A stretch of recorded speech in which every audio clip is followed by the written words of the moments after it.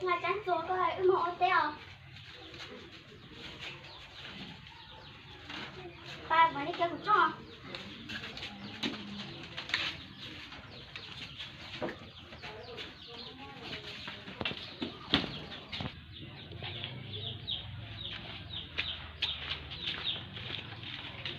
Đây.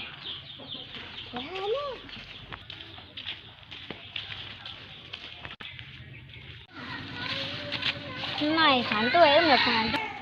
Lúc bây giờ không bên nha khán. Anh em bông có tới mới chí. Rồi, bông thì sẽ ngắm mới té nha. Anh chị à. Em một té sao? Rồi nếu té khó tưởng. Một té bún cha, Rồi. Em một lá chị à.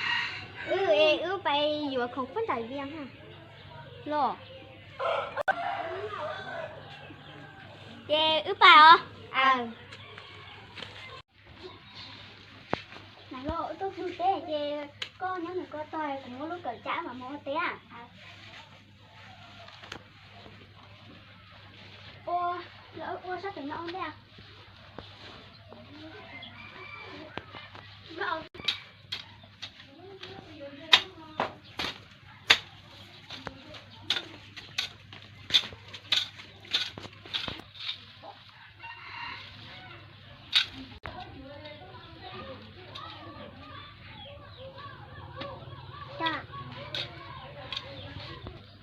Alo à?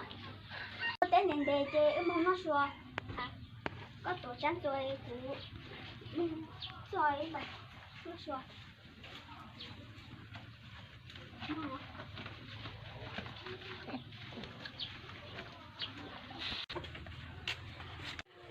Ư chỉ muốn chơi nó một chơi lại nó sợ.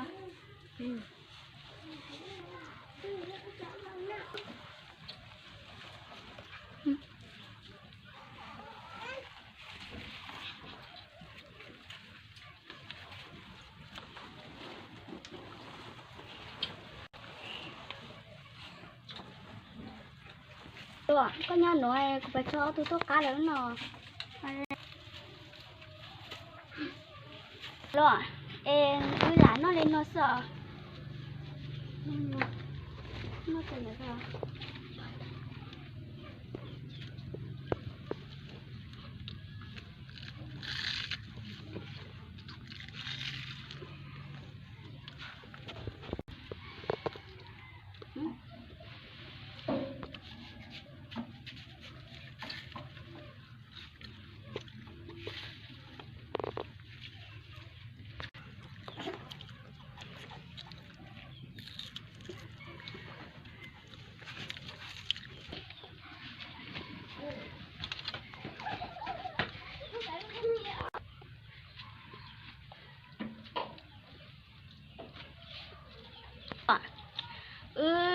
Nó mò tàn chê mò teo.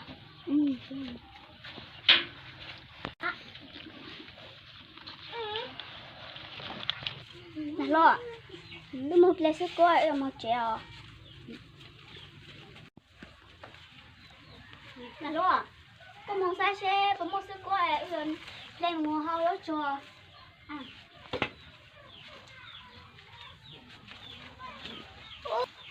Cái sức coi lúc nữa. Thế nào? Lùa. Tốt cả.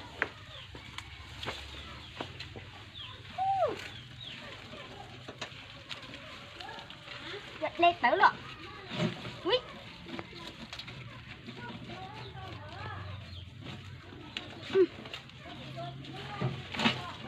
Đấy rồi.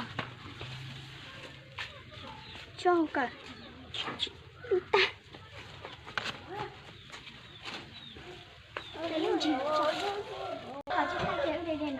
Nè lo, ướp lê tao nông tao chơi ướp một chơi chạy lá chơi trong đó. Ba.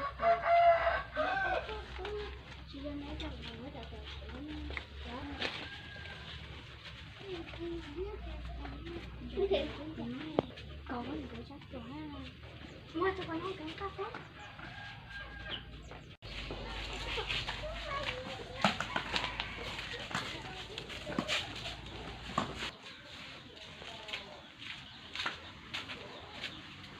Kìa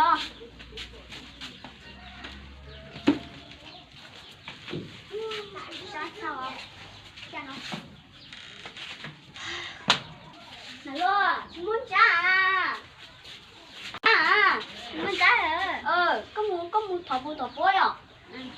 Có bài của cháu tay to. Rung đất chân chân đi à.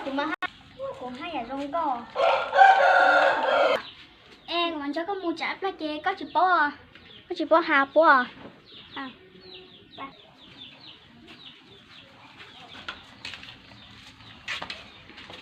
Ô tô. Tôi thổ mẹ con cháu hả? Trắng giá chị à. Nè. Tôi thổ mẹ con cháu em ôn nó. Rồi nó hay nói chứ gì vậy?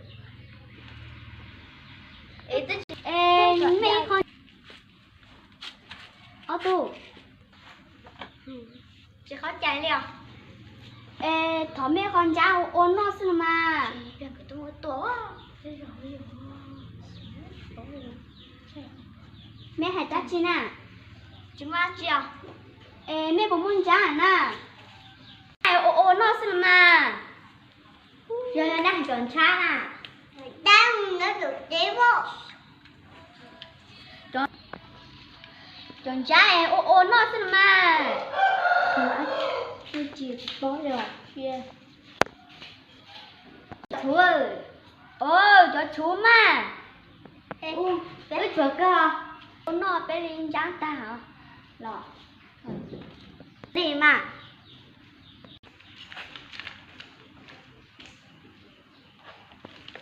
Ô tô. Bye bye chào.